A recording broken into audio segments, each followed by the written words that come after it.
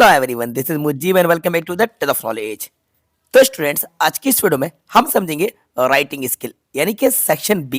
तो वीडियो को स्टार्ट से लेकर एंड तक जरूर देखिएगा, क्योंकि स्टूडेंट्स राइटिंग स्किल काफी ज्यादा इंपॉर्टेंट है। चलिए वीडियो को शुरू करते हैं। अब देखिए, आपका जो इंग्लिश का क्वेश्चन पेपर आएगा उसमें सेक्शन बी जो रहेगा यही हमारा राइटिंग स्किल कहलाता है। अब इसमें कौन कौन से क्वेश्चंस आते हैं उनके बारे में हम यहाँ पे जानेंगे। और सबसे पहले आज मैं आपको यहाँ पे एडवर्टाइजमेंट को एक्सप्लेन कराने वाला हूँ डिटेल में। यानी कि अगर आपके एग्जाम में एडवर्टाइजमेंट आता है तो 4 मार्क्स इसके आपके कंफर्म हो जाएंगे। तो चलिए वीडियो को शुरू करते हैं। आप सबसे पहले समझ लीजिए कि क्वेश्चन किस तरह से आएंगे।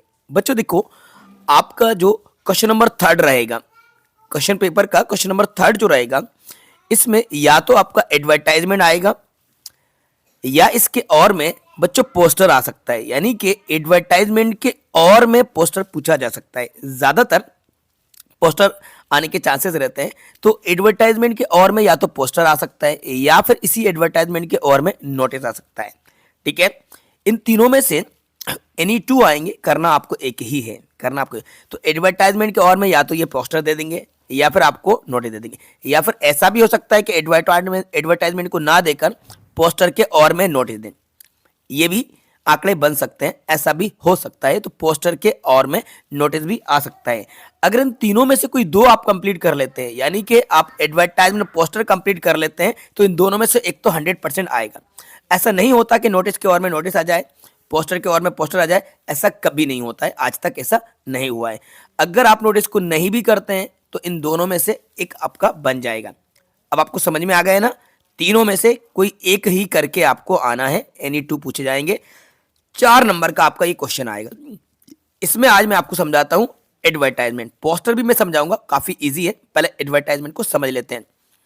देखो बच्चों, एडवर्टाइजमेंट होता क्या है? एडवर्टाइजमेंट का मतलब होता है विज्ञापन। आप लोग मूवीज देखते हैं, आप लोग टीवी सीरियल देखते हैं, तो वहां पर भी एड आता है। इसके अलावा आपने मार्केट में देखे होंगे, मार्केट में बहुत सारी कंपनीज अपने प्रोडक्ट की सेल को बढ़ाने के लिए वो पंपलेट्स मार्केट में छपवाती हैं, पंपलेट बंटवाती हैं। तो ये एडवर्टाइजमेंट का एक तरीका होता है किसी भी प्रोडक्ट की सेल बढ़ाने के लिए या कस्टमर तक रीच पहुंचाने के लिए। तो ये वही एडवर्टाइजमेंट है, लेकिन यहाँ पे इसको हमें न्यूज़पेपर में देना होता है। कहाँ पे देना होता है ये एडवर्टाइजमेंट? न्यूज़पेपर में। क्योंकि आप न्यूज़पेपर पढ़ते हैं तो न्यूज़पेपर में भी आपने देखा होगा कि एक पेज ऐसा होता है जहाँ पे विज्ञापन छपे होते हैं। स्पेशली जो सैटरडे और संडे को आता है, क्लासिफाइड वाला जो पेज होता है, उस क्लासिफाइड वाले पेज में आप देखेंगे तो आपको एडवर्टाइजमेंट देखने को मिलेंगे। ये वही एडवर्टाइजमेंट है। ठीक है, ये वही है। ठीक है, अब आप समझ गए क्या है एडवर्टाइजमेंट की कहानी। चलिए अब आते हैं यहाँ पे एडवर्टाइजमेंट के कौन कौन से टॉपिक हैं जिनसे क्वेश्चन हमारे पूछे जाते हैं। तो हर एक टॉपिक को मैं यहाँ पे लेकर आया हूँ और हर एक टॉपिक के ऊपर मैंने एक पर्टिकुलर एडवर्टाइजमेंट भी बनाया हुआ है। तो पहला है हमारा फॉर सेल, बिक्री के लिए। ये आ सकता है, सबसे ज्यादा चांसेस इस फॉर सेल के आने के, सबसे ज्यादा बार ये आया है। तो फॉर सेल यानी कि किसी आइटम को बेचने के लिए अगर कोई एडवर्टाइजमेंट दिया जाएगा तो आपको फॉर सेल वाला एडवर्टाइजमेंट बनाकर आना होगा। लॉस्ट एंड फाउंड यानी कोई चीज खोने या मिलने के लिए, ये भी आपके सिलेबस में है। रिक्वायर्ड का आवश्यकता के लिए, वांटेड चाहिए, और इसके बाद टू लेट यानी कि किराए से देना है। ये 5 टॉपिक हैं। अगर आप इन 5 टॉपिक को कवर कर लेते हैं तो एडवर्टाइजमेंट का आपका पोर्शन कंप्लीट हो जाएगा। ठीक है, इनमें सबसे ज्यादा क्वेश्चन अगर आते हैं तो फॉर सेल और टू लेट वाले आते हैं। ठीक है, अब एक एक के ऊपर मैंने एक एडवर्टाइजमेंट बनाया हुआ है, वो मैं आपको यहाँ पे बताता हूँ। देखो, फॉर सेल के बारे में समझते हैं। पहले देखो, रटना नहीं है बच्चों, चीजों को समझना है, रटना नहीं है, इनको समझना है। अगर आप समझ लेते हैं ना एक बार, तो अच्छे तरीके से आप इसको लिख कर आ सकते हैं। किसी भी टॉपिक पे क्वेश्चन आ जाए आप उसको लिख पाएंगे। तो देखो, फॉर सेल में क्या होता है? फॉर सेल का मतलब सबसे पहले बिक्री के लिए। सेल मतलब क्या होता है? बेचना। और फॉर मतलब होता है के लिए। अगर आपसे किसी आइटम को वो सेल करने के लिए कहते हैं तो आपको क्या क्या राइट करना होता है, क्या क्या रिक्वायरमेंट होती है, वो चीजों को यहाँ पे समझिए। सबसे पहले हेडिंग फॉर सेल लिखते हैं। तो देखो, पहली चीज तो मैं आपको बता दूं कि एक बॉक्स आपको बनाना होता है। बॉक्स में ही आपको एडवर्टाइजमेंट बनाकर आना है। ठीक है, बॉक्स आप बनाएंगे, उस बॉक्स में आप क्या करेंगे? सबसे पहले आप हेडिंग लिखेंगे फॉर सेल। ठीक है, टॉप में सेंटर में आप सबसे पहले हेडिंग लिख देंगे फॉर सेल, क्योंकि आपका एडवर्टाइजमेंट अगर फॉर सेल का क्वेश्चन में दिया है। ठीक है, हेडिंग क्या लिखोगे? For sale. ये आप कैपिटल लेटर में राइट कर देना। इसके बाद बेचने वाली वस्तु का नाम, प्रोडक्ट का नाम, उस चीज का नाम जो आपसे बेचने के लिए कहा जा रहा है। यानी अगर वॉशिंग मशीन के लिए कह रहा है तो वॉशिंग मशीन, स्कूटी बेचने के लिए कहा जा रहा है, रेफ्रिजरेटर बेचने के लिए कहा जा रहा है, जो आइटम बेचने के लिए कहा जा रहा है उस आइटम का नाम आपको लिखना है। जाहिर सी बात है, अगर आप रियलिटी में भी कोई आइटम बेचोगे तो आप उस आइटम का नाम तो मेंशन करोगे कि भाई आप कार बेच रहे हो अपनी, के बाइक बेच रहे हो, या अपना हाउस बेच रहे हो, क्या बेच रहे हो, वो नाम तो आपको बताना होता है ना। कस्टमर तभी तो आपकी चीज को खरीदेगा, पहले उसे पता तो चले कि आप बेच रहे हैं, लेकिन क्या बेच रहे हैं, सवाल करेगा ना आपसे। तो आपको बेचने वाली वस्तु का नाम मेंशन करना है, फिर कंपनी का नाम भी मेंशन करना है। जाहिर सी बात है कि अगर आप कोई आइटम बेच रहे हैं, जैसे कि मोबाइल बेच रहे हैं, भाई मोबाइल इतनी कंपनीज के आते हैं, भाई आप नोकिया का मोबाइल बेच रहे हैं, या फिर आप मोटोरोला का मोबाइल बेच रहे हैं, सैमसंग का मोबाइल आप बेच रहे हैं, या रियलमी का बेच रहे हैं, रेडमी का बेच रहे हैं, आईफोन बेच रहे हैं, कौन सा मोबाइल बेच रहे हैं, कौन सी कंपनी है, रेफ्रिजरेटर की कौन सी कंपनी है, एलजी का है, किस कौन सी कंपनी का है, गोदरेज का है, उस कंपनी का नेम मेंशन कीजिएगा। मॉडल नंबर, बच्चों मॉडल नंबर भी आते हैं, भाई मोबाइल का मॉडल नंबर क्या है, आप अगर बेच रहे हैं तो मॉडल नंबर भी आपको मेंशन करना होता है। इसके बाद इसका जो बाहरी विवरण होता है, जो एक्सटर्नल फीचर्स होते हैं, वो आपको बताना है। जैसे कि कलर, कस्टमर कलर की भी डिमांड करता है, भाई कलर भी उसकी चॉइस होता है। कई जो कस्टमर होते हैं वो कलर पे फोकस करते हैं। मोबाइल अगर बेच रहे हैं तो कलर क्या है, रेफ्रिजरेटर अगर आप बेच रहे हैं तो उसका कलर क्या है, वॉशिंग मशीन का कलर क्या है, कार बेच रहे हैं तो उसका कलर क्या है, कलर बताइए। साइज बताइए, भाई जैसे कि वॉशिंग मशीन है तो वो कितने केजी की है, या आप टेलीविजन बेच रहे हैं, स्क्रीन बेच रहे हैं, मॉनिटर है तो उसका साइज क्या है। मोबाइल भी साइज में आता है, ये आप साइज बताइए। फीचर्स बताइए क्या है, कंडीशन बताइए, गुड कंडीशन बताइएगा, वारंटी पीरियड में है या गारंटी पीरियड में है, ये आप ज़रूर बताइए। जो आइटम आप बेच रहे हैं वो वारंटी में है या गारंटी में है। इसके बाद रेट रीजनेबल आपको बताना है कि भाई रेट रीजनेबल, ठीक है। बेचने वाले का, बेचने का रीजन भी आपको बताना है, बेचने का कारण, आप क्यों बेच रहे हो, why do you want to sell the product, क्यों बेच रहे हो, रीजन बताना है। देन ऑनर का नेम और कॉन्टेक्ट नंबर। अब कस्टमर ने सब कुछ पढ़ लिया, उसको सब समझ में आ गया, तो भाई कॉन्टेक्ट किससे करेगा, तो आपका कॉन्टेक्ट नंबर दे दीजिए और अपना नाम लिख दीजिए, ठीक है। ये बातें आपको याद रखना है। अब इनको कैसे सेट करेंगे, चलो देखते हैं। ये एक क्वेश्चन है जो सबसे ज्यादा बार एग्जाम में पूछा गया है, ठीक है। इस क्वेश्चन को पढ़ लीजिए पहले। क्वेश्चन को 2 टाइम्स आपको रीड करना है। मेन एग्जाम में 2 बार क्वेश्चन को ठीक से पढ़ना है कि एक्चुअल में पूछा क्या है, ठीक है। बच्चे यहाँ पे कंफ्यूज हो जाते हैं। इसको देखते हैं। Your father has been transfer to another city, आपके फादर का दूसरी सिटी में ट्रांसफर हो गया है।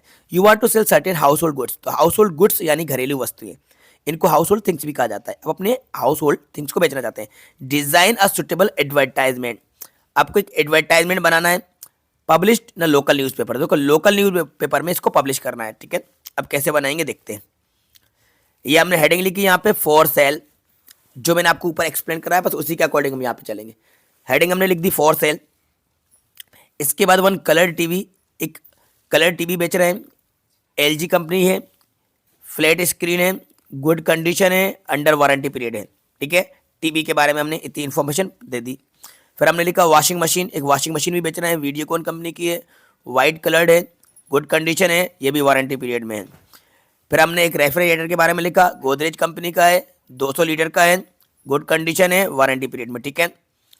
और owner shifting to another city, owner दूसरी सिटी में शिफ्ट हो रहा है, कॉन्टेक्ट नंबर लिख दिया। अब यहाँ पे हम रेट रीजनेबल भी लिख देंगे, तो आप यहाँ पे लिख दीजिएगा रेट रीजनेबल, बढ़ाया नहीं था तो आप बढ़ा लीजिएगा रेट, यहाँ पे लिख दीजिएगा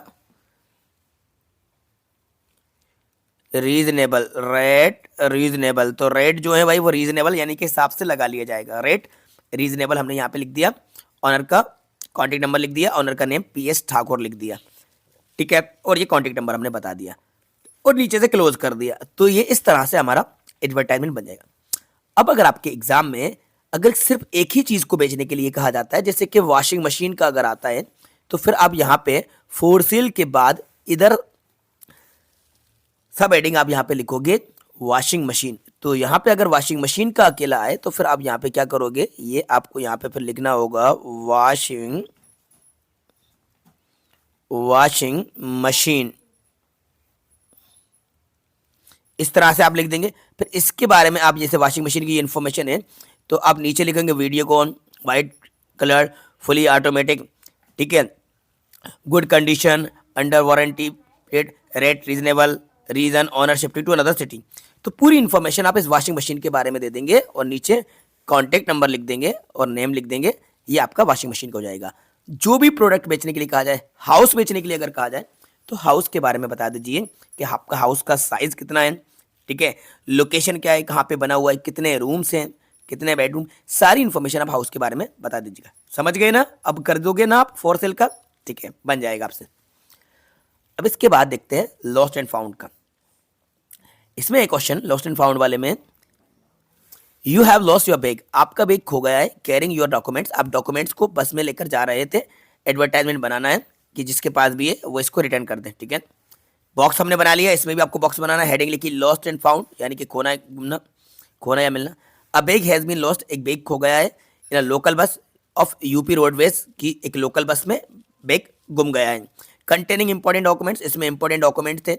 हु एवर फाइंड इट, जिस किसी को भी ये मिलता है, kindly contact to return it, कृपया कॉन्टेक्ट करें इसको वापस करने के लिए। ये नेम और एड्रेस यहाँ पे दे दिया गया है, नेम राममोहन है, मोबाइल नंबर ये है, ये इनका एड्रेस है, इतनी इतनी जुलाई को। तो ये पूरी इन्फॉर्मेशन यहाँ पे दे दी, कोई भी चीज़ अगर खो जाती है तो, ठीक है। स्कूल बैग या जो भी आइटम अगर खोता है तो इस तरह से आप इसको बनाएंगे। अब देखते हैं रिक्वायर्ड का।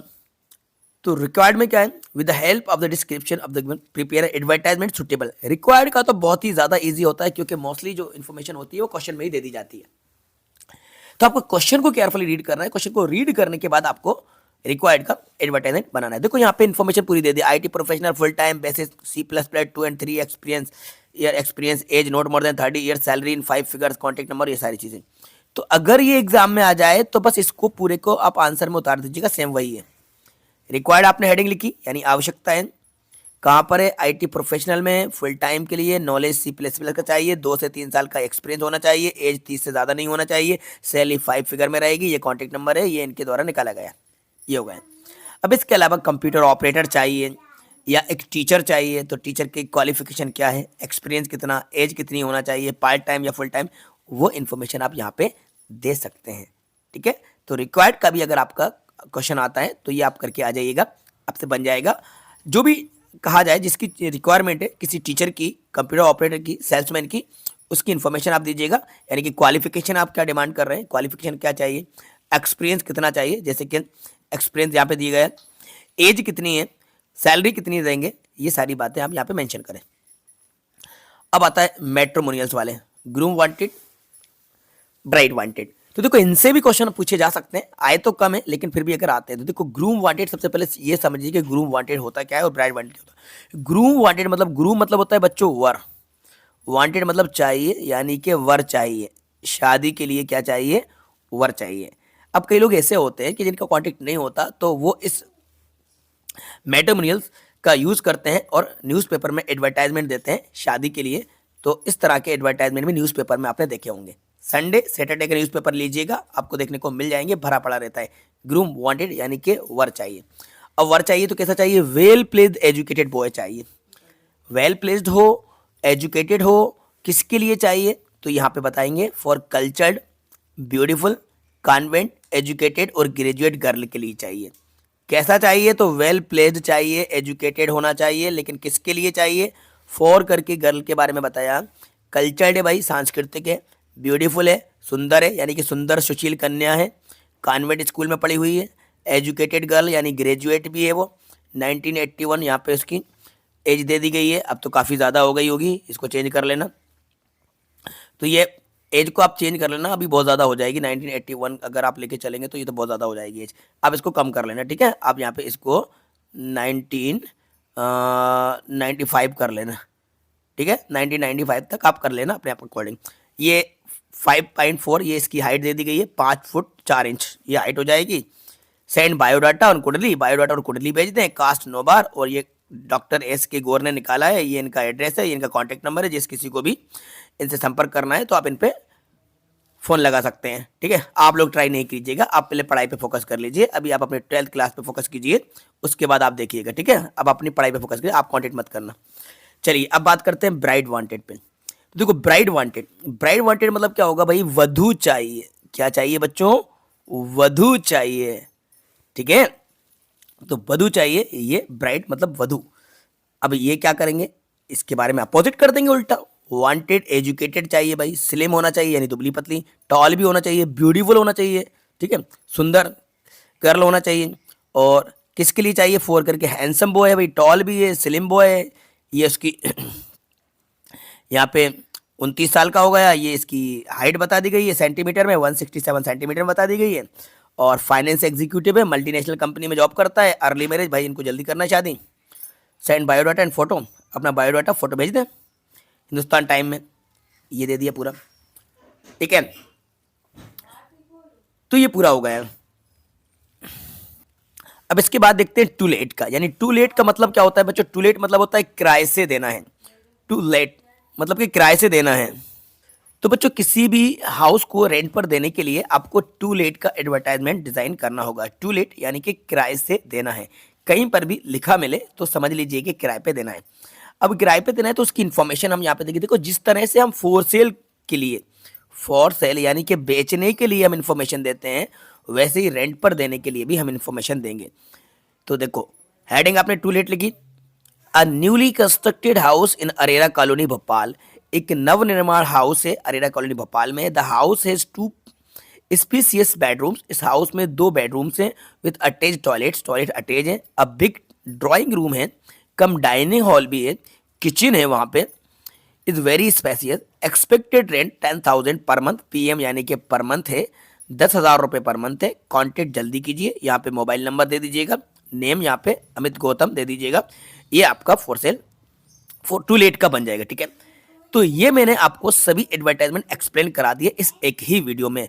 पूरा एडवर्टाइजमेंट का आपका जो टॉपिक था ये कंप्लीट हो चुका है, इससे बाद एक भी क्वेश्चन नहीं जाएगा अगर आपके एग्जाम में एडवर्टाइजमेंट का। बस चीज़ों के नाम बदले जा सकते हैं बच्चों, यहाँ पे चीज़ों के नाम बदले जा सकते हैं, जैसे कि हाउस होल्ड गुड्स बेचने के लिए कहा है तो पर्टिकुलर किसी एक चीज़ को भी वो सेल करवा सकते हैं। हाउस होल्ड गुड्स में आपको एटलीस्ट 2-3 आइटम ही बेचना है, या इसके अलावा लॉस्ट में बेग की जगह पे कुछ और भी यहाँ पे यूज़ किया जा सकता है, वो आप यहाँ पे देख लीजिएगा।